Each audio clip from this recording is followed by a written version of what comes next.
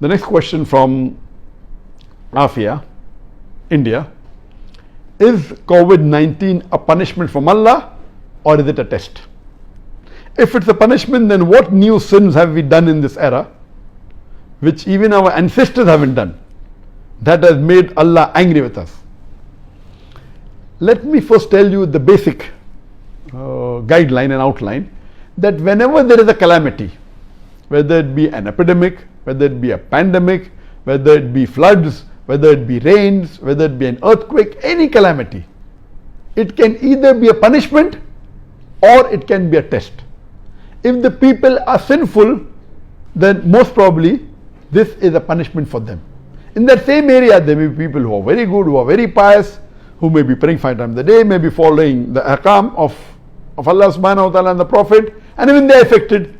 So in such cases, if you are on the straight path and are not doing any sins, then this calamity, it's a test for you. So at the same time, that same calamity can be a punishment for some people, can be a test for some people. If you're on the straight path, it's a test, and Allah is testing you, that if Allah is giving you difficulties, yet do you worship Allah or not? Yet do you thank Allah or not? So these calamities are a reminder to us to get you closer to Allah subhanahu wa ta'ala. So it can be both. So you yourself can decide whether this calamity is a punishment or a test. If you are far away from the deen, if you are breaking the laws of Allah subhanahu wa ta'ala and our Messenger Muhammad sallallahu alaihi wasallam, if you are away from the sunnah, then be sure this is a punishment.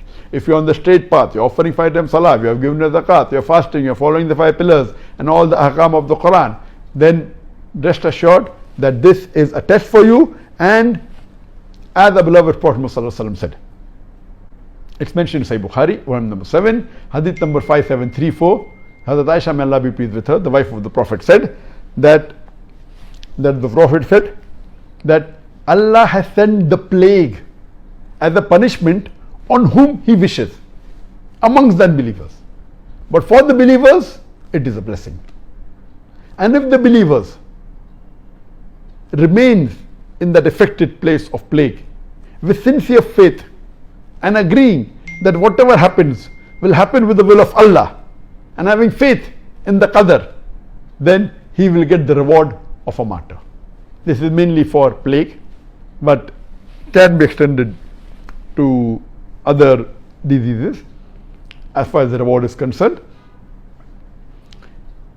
Regarding a question, yes, it can be a punishment, it can be a test. Regarding a question, that what new things have we done in this age that Allah has sent this calamity?